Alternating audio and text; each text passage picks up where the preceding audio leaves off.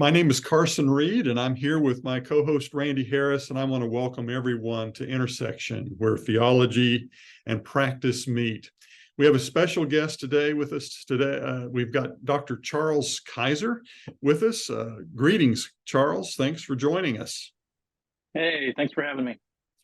We're really excited about this conversation today, where we're addressing questions around trauma, spiritual trauma, and spiritual abuse that all too often happens in congregational contexts.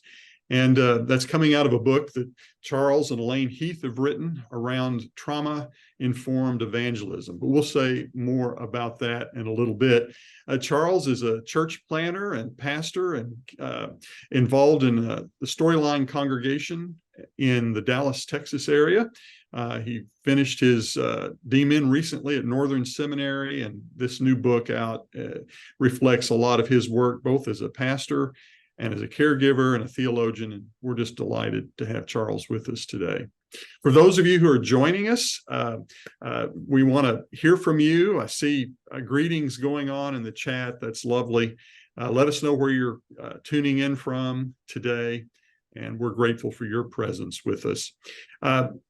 As we get deeper into the program, we'll be entertaining questions from you, our participants. We ask that you would ask those questions in the Q&A box that you'll find at the bottom of your screen. That Q&A box goes to Randy and I, and that gives us a way of conducting our conversation, continuing the conversation with Charles as we get deeper into the hour. So questions to Q&A, greetings, and dialogue with your colleagues and friends on chat. So I think that gets some housekeeping done. But before we get into this conversation with Charles today, I want to invite you together as we create this, as we foster this virtual community to acknowledge God's presence with us. And so let me invite you to a moment of quiet prayer.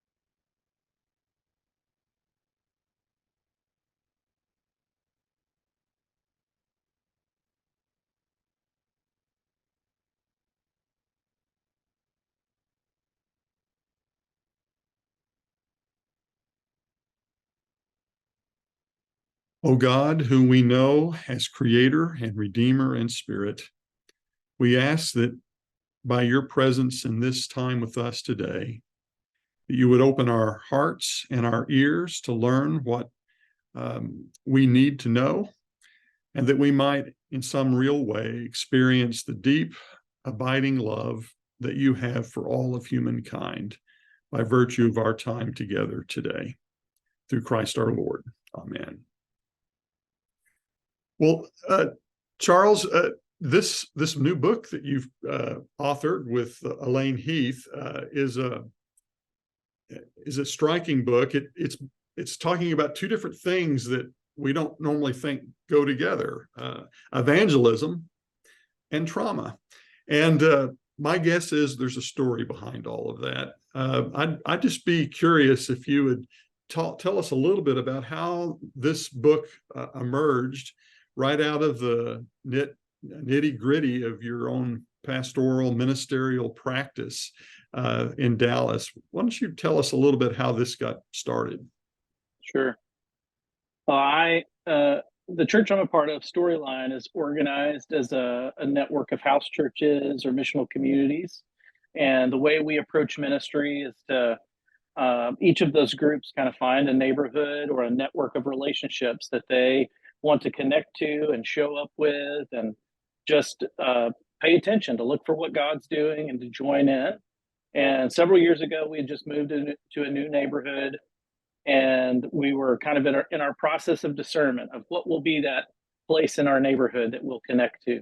And we ended up connecting to a board gaming group very serious strategy board gamers, way out of my depths on this one, but they were so warm and gracious hosts to us. We found ourselves returning again and again every Sunday night to this local bar where board game stuff happened. And over the course of a few years, we developed relationships and just kind of became a part of the fabric of this community's life. And they became a part of the fabric of ours. Yeah. And it was in the midst of all of that that I, in some doctoral research for my DMin, started to do some listening and got curious about the lives of my neighbors and wanted to use my culture research kind of skills there. And in the midst of that, discovered as I was asking, is there anything transcendent about your experience in this group? Almost to a person, the 10 people that I interviewed said, I'm not sure how to answer that. I'm atheist or I'm agnostic, but can I tell you the terrible things that have happened to me in the church or in religion? And that it just got my attention. It was striking to me. What were you hearing from your gaming buddies? What were they saying about their church experience? Yeah, they were telling stories about being ostracized or estranged or cut off from family. Mm-hmm. They were telling me stories about ways that they had been harmed as women in the religious context they were in, or as LGBTQ folks in the context that they were in.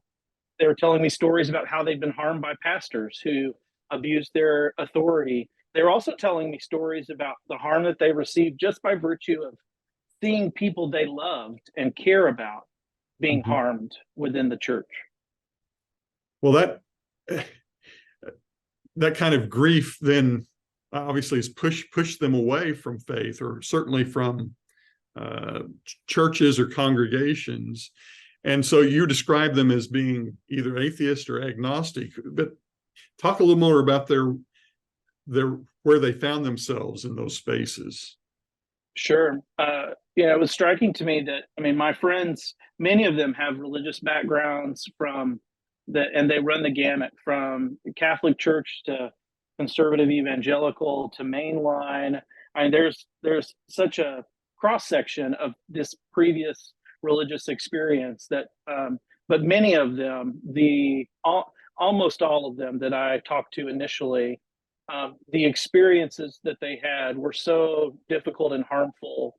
Any ability to distinguish between something healthy and good about church or God was just completely collapsed. So much so that several would say, there was a day when I made a decision, I will never darken the door of a church building or a religious institution if I can help it.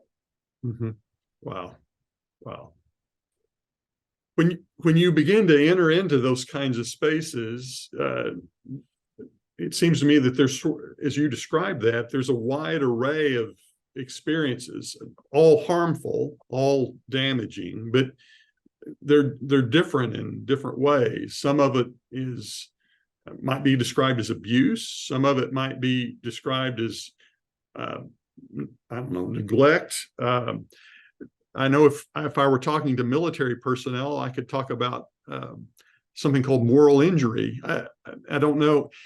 Is there a way of which as you begin to do your research and your work in this, that you began to find ways to identify, the varieties of harm or trauma? Or maybe you need to define trauma for us. Sure. Help us get a sense of the lay of the land of what you were discovering. Yeah, I think that's where these stories kind of led me, was to what are cultural concepts or frameworks for understanding the harm that my neighbors and friends in this board gaming community have experienced. And it surfaced for me. I can talk about a couple of them. One has been around longer than the others, and that is just the concept of spiritual abuse, which my favorite definition is that spiritual abuse is any abuse or trauma that happens in the name of religion or the deity associated with that religion. So it's spiritual abuse to the extent that it is in the context or motivated by religion or spirituality, but it also overlaps and coexists with all the other forms of abuse. So that any physical or emotional or sexual or psychological abuse, anytime that happens in the context of religion, anytime a spiritual leader is enacting those kinds of abuse, it is simultaneously an experience of spiritual abuse. So that frame kind of focuses on the nature of the harm and the power difference when one person with more power harms another person with less power. And then the other big term is trauma and religious trauma.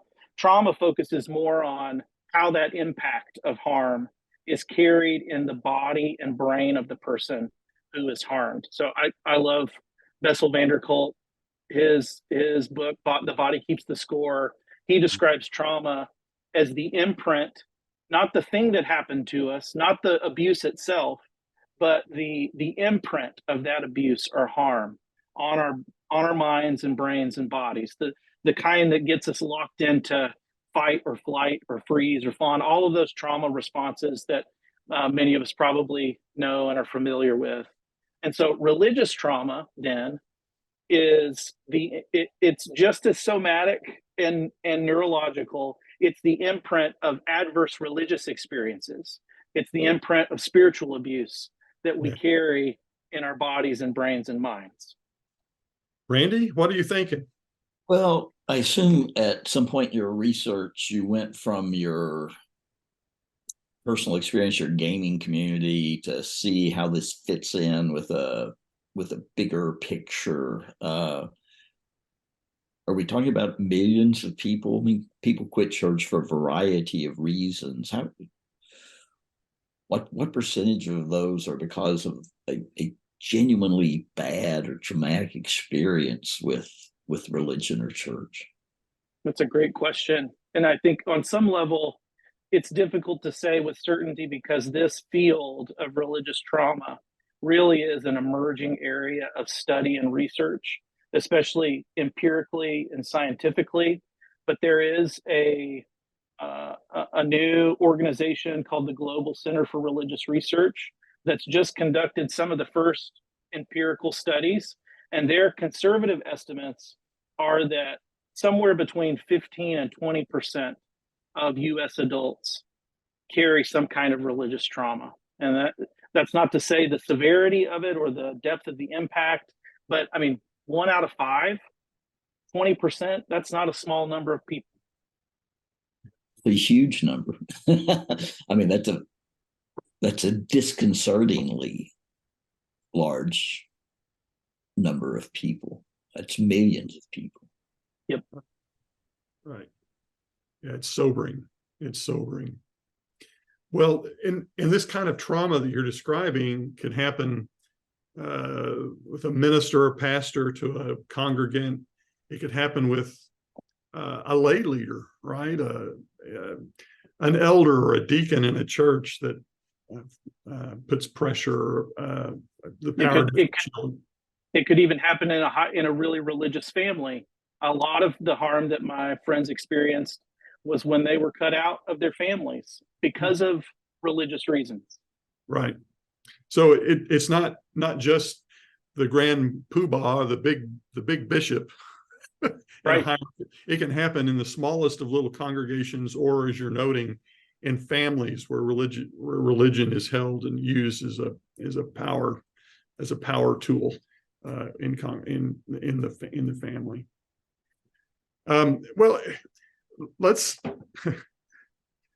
We could dig deeper into that, but I'm a theologian. I'm asking, okay, what kind of pastoral Christian pastoral response do we begin to make here? Where do we begin to make sense of this from what kind of theological frames did you and Elaine, your co-author, how did you begin to say, how do we respond to this? Where are some of the parts of the Christian faith that help us in this kind of space? Yeah, we really centered our reflection theologically And I think theological reflection is so important because a lot of abuse and harm comes from diseased theological imagination. We've got And so heresy or sickness. Yeah. Yes. Yeah. We have to address the sickness. And that's channeling some Willie Jennings and Christian imagination and the way that systemic racism and white supremacy are a part of that same kind of diseased theological imagination that bears this terrible fruit in the lives of people. So similarly, we wanted to think theologically about this, and we went to the story of Jesus' crucifixion and resurrection to imagine it as the experience of God with spiritual abuse and religious trauma. What if Jesus is a survivor of spiritual abuse and religious trauma? I think, in fact, he is. And if Jesus, as I believe he is, as a part of the divine community, that means that God and God's self has this experience of spiritual abuse and religious trauma, and by virtue of the resurrection, survives it, wounds and all. And if that's true, then God in the cross and resurrection comes into solidarity and can see and empathize with all of those who have been harmed, so that God is not the abuser of Jesus on the cross. God is not an agent of traumatic violence. God is the one who suffers with us. God knows abuse and trauma because God has experienced that in the person of Jesus in the crucifixion. Mm-hmm. Randy, I'm picking on you here a little bit. As you hear that, you think theologically, what does that evoke for you, or what does that provoke you to consider as we think about this crisis that Charles is talking about? Well, I think that religious people were deeply involved in what happened to Jesus. And Jesus' deepest conflicts were with religious people. He got along great with sinners. It was religious people that it was a little rocky with. I am curious about whether so there's the empathy piece. God gets it. Is there a direction forward for a ministry piece? Because I mean, in some cases, you're talking about people who the very idea of walking into a church has become unthinkable now. Mm-hmm. So what does ministry to people who've been traumatized like that out of the depths of an empathetic God? What does that look like? Because I assume most of the people we have who decided to come to this are trying really hard not to be those abusive people. Yeah. But what if they want to take the next step and say, okay, is there anything I can do for people who have been in that situation or are? Yes. So let me give the high level, and then maybe we can get down more as you're interested into the weeds of the practice of it. One of my favorite definitions of trauma comes from Dr. Gabor Mate, who describes trauma, again, not as the thing that happens to us, but what we hold inside in the absence of an empathetic witness. And so it highlights kind of the disconnect and the isolation and the powerlessness of trauma. And healing then, conversely, comes through the presence of an empathetic witness, a compassionate witness who can see our story, who can mourn with us, who can walk with us into healing. Now, if Jesus is an empathetic witness to the pain of our neighbors and to our own pain and wounds, and that there's something healing, if Jesus is that kind of compassionate, empathetic witness, then the work of the church is to join Jesus as empathetic witnesses to the pain of our neighbors, to the pain of those in our churches. To the title of the book, I think that's the work of evangelism. That's the work of evangelism in the context of abuse and trauma. Let's take that down just a little more. So give us something, give us an example of empathetic witness as in flesh and blood. What would that look like? How do you come along with somebody who has experienced deep trauma and to demonstrate this kind of care. What might that look like? Yes, I think, one of the great handles from trauma studies and trauma recovery is the language of safety, and that the work of healing cannot occur unless there is an environment and a relationship of safety and trust. And what I came into with my non-religious friends, I had the benefit. In hindsight, I can see 3 years of relationship and friendship and rapport that I think was the groundwork for the stories that I heard. I'm not sure I would have heard the stories had my friends not felt safe with me. Mm-hmm. So being safe means being a non-judgmental presence, creating space for our friends, our non-religious friends, to be who they are, to see their trauma responses for exactly that, rather than being defensive or taking it personally. Which, goodness, I that's part of the interior work I have to do, is to remind myself, oh, there might be something else going on here. This reaction I'm getting from this person may be coming out of the harm they experienced, and not because there's something wrong with me. Kind of shedding some of that, the defensiveness and the judgment, kind of creates the environment, builds the trust and safety for folks to tell us their stories. Yes. And when they tell us their stories, we listen, we mourn with them, we say, I'm so sorry that happened to you. That should never have happened. And we stand with them against that thing that happened. We believe the stories that they're telling us. And just by doing that, the Spirit of God opens space for all kinds of healing and unwinding to occur. It's really not more complicated than that. It's just really messy, and it takes a really long time. It is not by any means efficient for any kind of metrics we've ever had for evangelism, but it is absolutely the heart of the work. Did they know you were a minister from the get-go? They did. Yeah. They welcome you anyway. Had their guard up. Yes. For a while.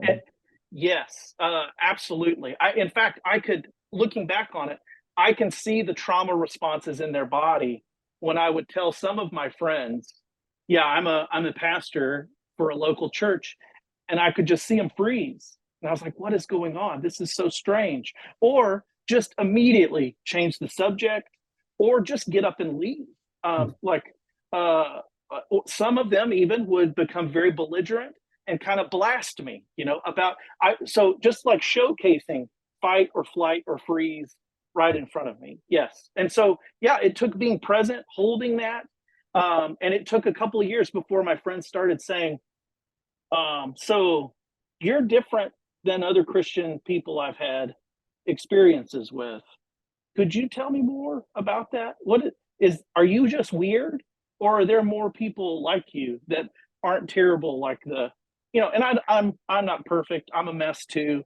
But just the time and relationships with that kind of safe and non-judgmental presence, it goes a long way toward helping folks feel safe and feel like they could be seen and known.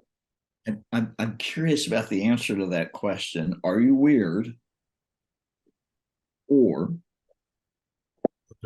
was my experience of this Christian community not the usual experience? That's a loaded question. How do you answer that question? Because they can turn on the TV and see lots of wackadoodles.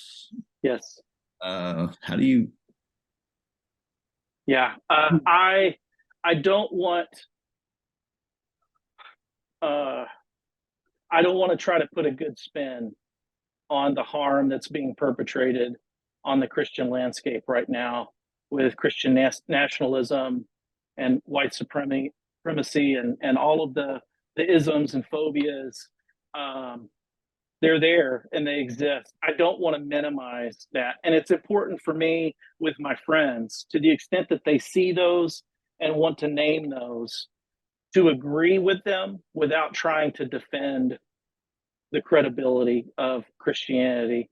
And I mean, I would like to think there are pockets of faithful Jesus people everywhere that my friends and our neighbors have yet to meet or need to meet that would create some dissonance, healthy dissonance, and differentiation from those unhealthy or toxic expressions that are happening, that are real, that are harmful to the perception of the way of Jesus, right now.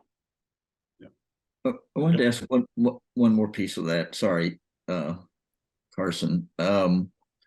Where you talk about this is what evangelism is. How does it apply to the people who may have zero experience with church? They're either good, bad, or indifferent. They just haven't had one. How does this inform your evangelism approach with those people? Yeah, I was talking to another minister colleague, and he made the remark, I think you're kind of limiting evangelism or this kind of way of being in evangelism just to religious trauma, because it seems like these kind of postures are just about being a good human being and a good neighbor that loves their neighbors well. And I think he's right. I think at base, these kind of postures are part of what it means to love our neighbors well, whether or not they carry religious trauma or not. And the truth is, I don't know that until I'm present with them, I listen to them and their stories. And really, I'm just showing up and trying to pay attention and to follow the lead of the spiritual interest in my neighbor, to look for God together. So I think it's very similar. I think these tools for being trauma informed are helpful no matter how much trauma or abuse that our neighbors carry. Doesn't that speak into the reality that actually, if we want to be helpful to others, we've got to first attend to our own stuff in some pretty significant ways? Just thinking that all too often when we meet somebody who's had experienced trauma, you kind of hinted at this earlier, I think, can often trigger our own story, our own experience of some sort of injury or abuse or a trauma, or we want to rise up and defend something that maybe we ought not defend. But that means we got to know ourselves a little bit, or actually have a vibrant living relationship with God ourselves that's open and vulnerable. Talk a little bit about that. I really think this is some of the most important work in loving our neighbors well, is to do the interior work. This is a really practical benefit of the contemplative life, however you practice it, that the work we do in that space is to receive our belovedness, to let our own traumas and wounds unwind in spiritual community and in the presence of God, and to pay attention to that pain so that that pain is transformed rather than being transferred into the lives of other people. And I think that's often true, that spiritual abuse and trauma is just the woundedness of spiritual leaders or religious folks coming out sideways to the detriment of those that they love or their neighbors or their friends. And so, yeah, foundational to this work is me looking at my own wounds that I carry, so that I can hold space for the pain of my neighbors. That's powerful. In that notion of transform rather than transfer plays itself out in very powerful ways. To our viewers, look, here we're starting to get a question or two coming in, and we're going to turn to those in a minute. But I want to invite others to please send your questions our way as we continue our conversation here with Charles about trauma-informed evangelism. But before I go to some of those questions, I'm just curious, Charles, as you think about this, our theology informs us that Jesus, or God, the divine, in divine community, stands with humankind.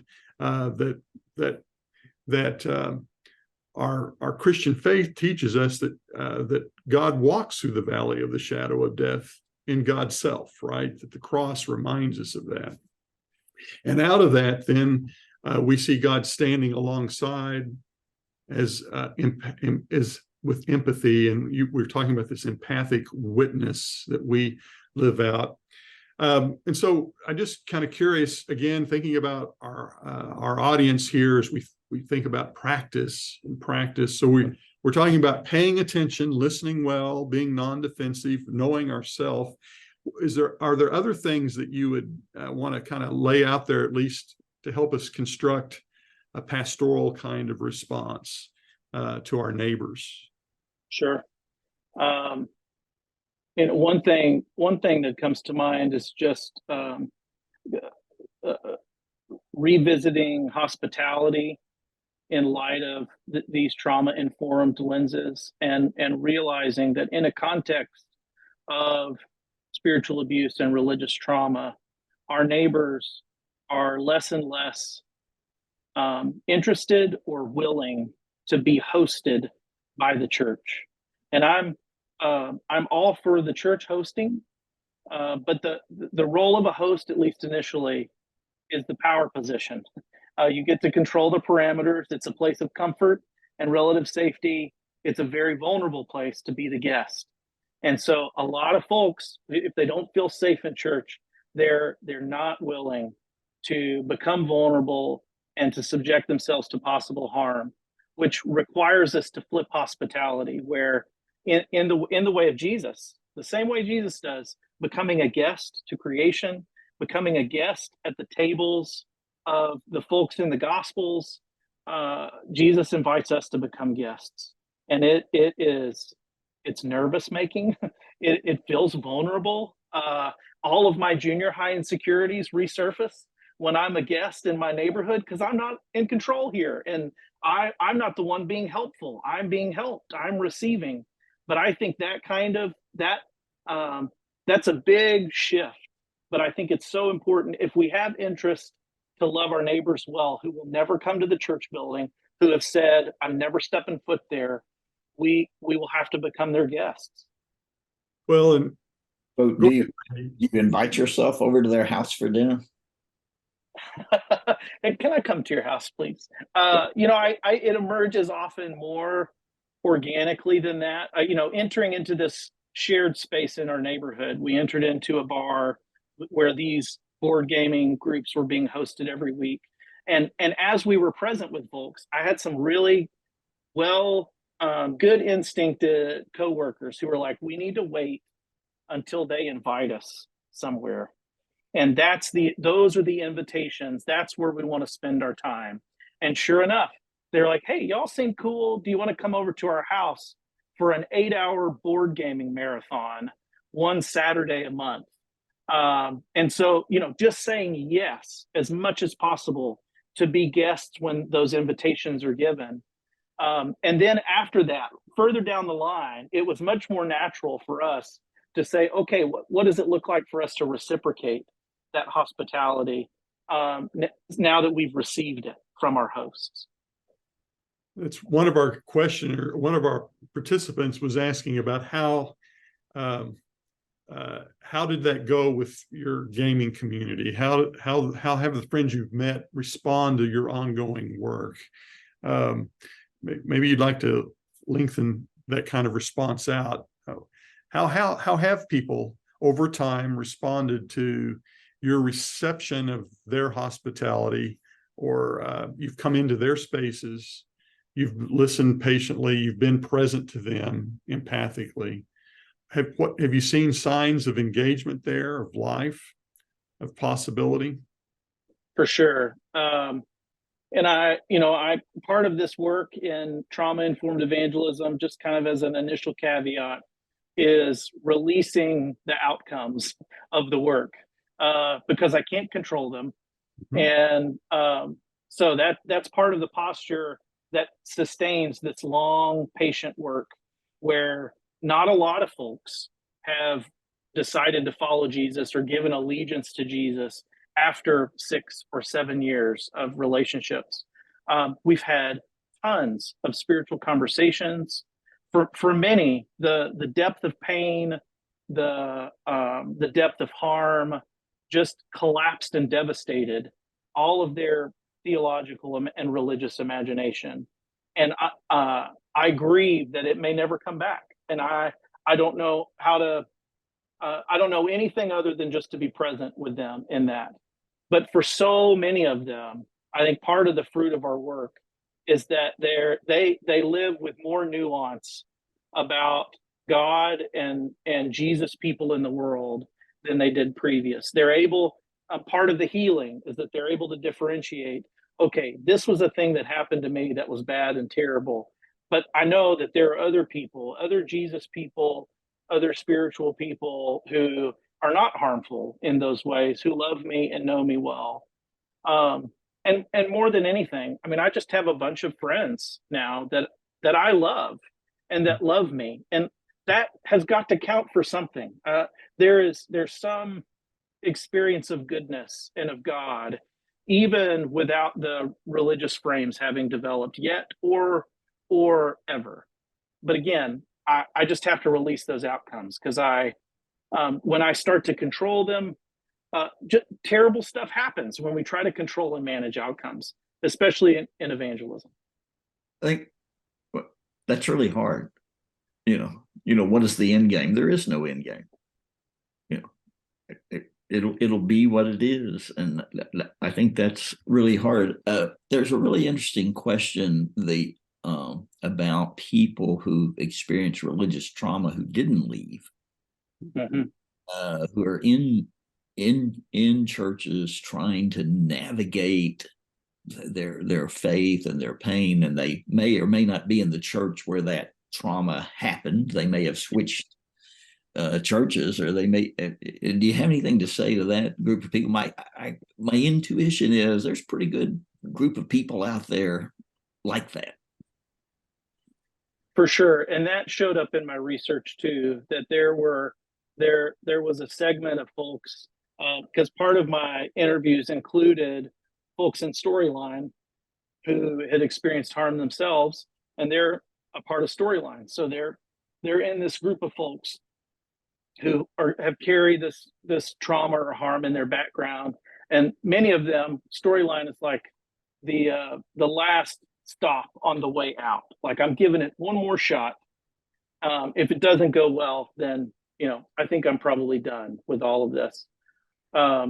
So I think that is true, that lots of churches have folks in the pews week in, week out who have these harmful experiences, and for one reason or another, they're able to differentiate. That was that church or that person or my family, but that's not God, and that is not this church. I think that points to the subjective nature of trauma, the same way that some soldiers returning from war, experiencing violence and death and atrocity is traumatizing for one, but not to the same degree for another that was side by side. That's similar for folks too. And it depends on a variety of factors of background and some genetics, life experiences that would play into why these experiences of harm devastated somebody's religious experience and they're done with it and they don't want to go back, versus I want to give this a go. I want to find a healthier expression. All of that points to the importance and need, not just for being trauma informed with our neighbors, but also in our congregations. Our congregations have to be spaces that are sensitive and responsive to trauma, because it's right there in the pews too. I'm musing about this, Charles, because I'm reminded of a story out of my own ministry experience before I came to Abilene a few years ago, that I had a woman come to me once and who lived in the community, said, "I'm an atheist, but I want to come to your church. Can I come?" And I said, "Of course you can." And she came and she found belonging there. And a month or two later, she came and said, "Here's more of my story." And she told about sexual abuse and religious abuse from a very hard-nosed pastor, and then her exodus from Christian faith as a college student. And it took it several years, but there came a point when she came in and said, I'm not an atheist anymore. But I think as I reflect back on that, she was welcomed into that community and found a sense of belonging, is the word that I want to use for that, or acceptance. Is this kind of what we're talking about, of creating spaces where people feel safe? Absolutely. I love that story, Carson, because I think that's exactly the kind of work that's needed, whether it's our atheist neighbors or folks visiting our church who are exiting a toxic environment somewhere else, that there's space for belonging, where folks can opt in at their own pace. They can explore without feeling pressure to be more or do more. That's part of creating safety. I like Christine Pohl, the hospitality guru. She talks about these layers of boundaries, that we have this very broad, kind of all-inclusive boundary that's like basic understandings for safety and kindness and care, but it has the ability to welcome in anybody who wants to be a part, if they have a different religious background or they're not religious at all. And then kind of at the core of our community, we have this more deeply committed core to the way of Jesus, to some shared values or something.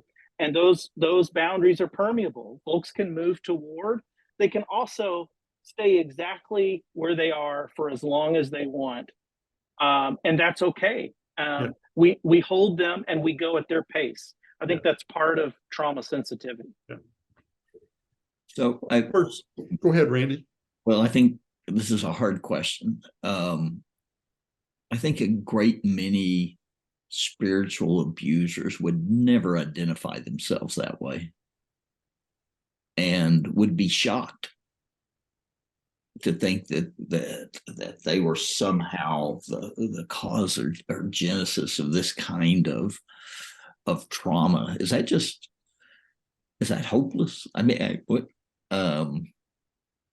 do you? I mean, I think I can try to sensitize myself to how certain things may be received, but I mean, there's some people out there kind of just swinging a spiritual baseball bat, and have no idea that they're knocking off heads rather than hitting home runs. What would you say? Yep.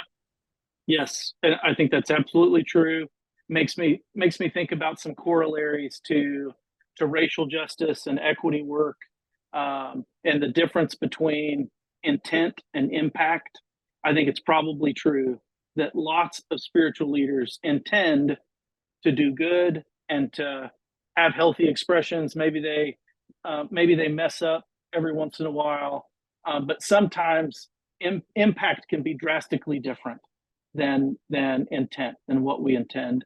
I think it's also true that ministers, church leaders, family leaders who are persons of power and privilege in those systems. Power and privilege is often invisible to those who hold it.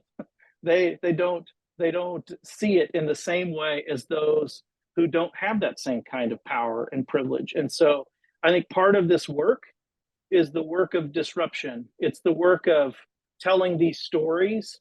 And I think it's the work of ministers and church leaders and Christians in our day to listen deeply to these stories, so that we can learn and so that we can grow, so that things that have been invisible to us might become visible, and we can do the gospel work of repenting and turning from it and finding healing, so that we can be a healthier presence in the lives of the folks that we're around. Got a couple of questions that are here that maybe kind of push us back into some of your research work. Did your research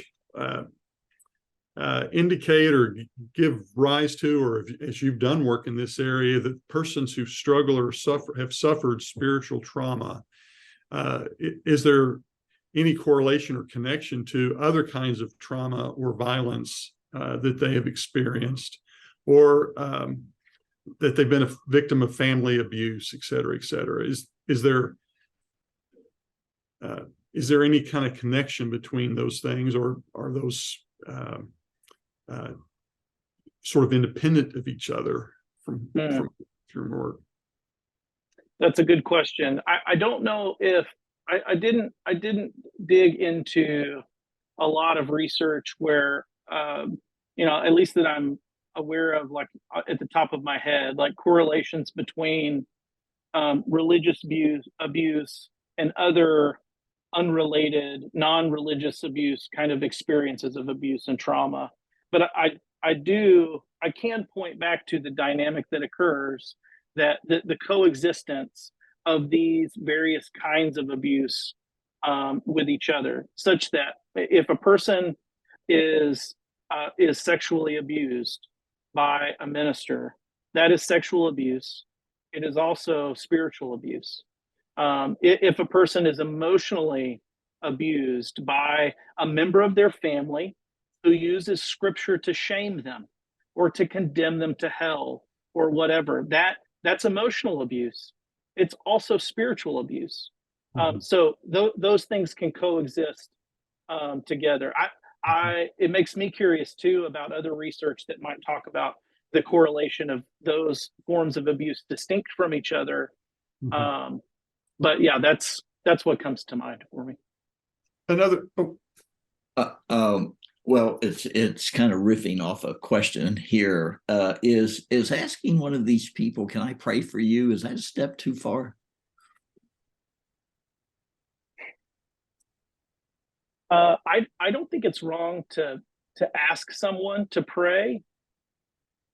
I think it's probably important to respect if they tell you no. If they tell you no, to respect it. I don't think there's anything wrong to say, "Would it be okay if I prayed for you?" You may have some to say, "No, thank you. I'd rather you not," and just to be like, "No problem. That's okay." Yeah, I mean, well, a less threatening way is, would it be all right if in my daily prayers that I held you before God? That's a little less threatening than "let's pray." For sure. This is another sort of step forward. But I think that the question had to do with, do they have any interest in stepping into the kind of the experience of transcendence, which might have its own healing effects, or is that just they're going to have to send you signals first? Yeah. So, I mean, for folks whose interactions with a God who is abusive or full of shame and judgment, to conjure up or to suggest prayer can just dig up all of those negative associations that maybe they prayed for years that they wouldn't go to hell, before they realized, man, I'm just caught up in anxiety and shame about that. And maybe I don't need to do that anymore. So I do think, prayer is so deeply connected to folks' experience of God. And when the experience of transcendence is diseased and abusive and traumatic, that can be tricky. Honestly, the most transcendent thing, I asked one of my friends, "What's the most transcendent thing to you about this group?" She said, I'm not religious or spiritual. I'm not sure how to answer that. And then she said, "But can I tell you about crummy things in church?" She comes back at the end of that conversation and she says, "I've been thinking about that question about transcendence and spiritual. And the closest thing I can think of is the way that my husband loves me. That feels like something like God to me." And I mention that because I think our presence with people, our love for them, our unconditional care and concern for them may be that little peek through the curtains of transcendence for them, that they experience the love of God through the love of their neighbor. Yeah, that makes a lot of sense.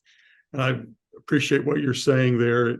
Just musing that is Andrew Root and others help us think about a secular age, a secular world, that these little moments of transcendence, even for the most secular person, still become a keyhole, right? And but that can't be forced. It can't be pressed, as you're suggesting. And so I appreciate what you're saying and doing there. That's good. That's good.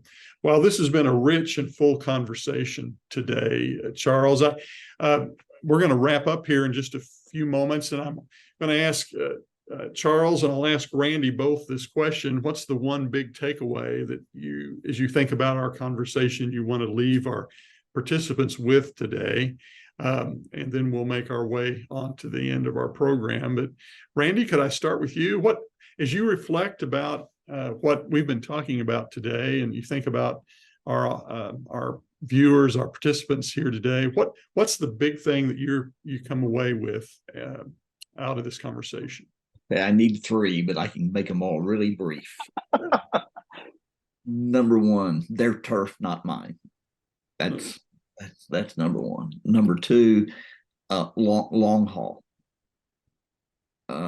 If patience is everything, if you're going to do this. And number three, there is no end game other than being the healing presence of Jesus to them. There is no end game other than that. And you do that, and it'll be what it'll be. Thanks for that. I was just thinking, the end game really is God's, right? It really is. That's good. Charles, what your book, your work is what's generated these conversations today. But what would you leave our participants with as we close out? As I think about the interior work required to do this kind of work, to hold this kind of space for our neighbors, and I think about just how this conversation can activate so many wounds for us, and it makes me defensive and edgy and cagey a little bit, but it makes me think about a great word of wisdom from Parker Palmer, the Quaker educator and spiritual leader, who says, when the going gets rough, turn to wonder. And I think that is such a great, I try to live by that line. When I feel judgment or hard feelings, or if I get defensive or something bothers me, it's a prompt for me to be curious about myself and what's going on in me, and about my neighbor and what might be going on in them. When the going gets rough, turn to wonder, get curious. I love that. And that's a great challenge and pointer for us all as we seek to be faithful to God's call to practice good, attentive listening. Charles, thank you again. Your book is available on Amazon and all your favorite bookstores, right? Trauma-Informed Evangelism, Cultivating Communities of Wounded Healers. I think I've got it right. And boy, I would invite folks to run, not walk, to the local bookstore, or rush to Amazon and get a copy. It will serve you well as you reflect on just simply the practice of ministry and paying attention to our own journey of faith. So I commend the book to our viewers today. We've got another intersection coming up in about a month. October the 24th is our next intersection. Randy and I will be hosting Jackie Halstead and Eric Wilson. Our topic will be around spiritual direction, practice of spiritual direction, which I don't know how thoughtful we're being about all that, but that speaks to this interior life that Charles has been pointing us toward here, and the contemplative life, and how we pay attention to the interior work we need to do. So look for that on October the 24th. We're now meeting at 10 o'clock, 10 a.m. Central Time for intersection this year. So just take note of that time change as we make our way on into the fall. I'm trying to think if I'm missing anything else. Renee, if I am, you can shout or put it into chat. again, thanks to you, Charles, and Randy. I've turned to you and asked that you would give us a good word, a benediction, as we close our time today. The Lord bless you and keep you. The Lord make his face to shine upon you and give you peace. To him who is able to keep you from falling and present you before his glorious presence without fault and with great joy, to the only God, our Savior, be glory and majesty, dominion and power through Jesus Christ our Lord, before all ages, now and forevermore, world without end.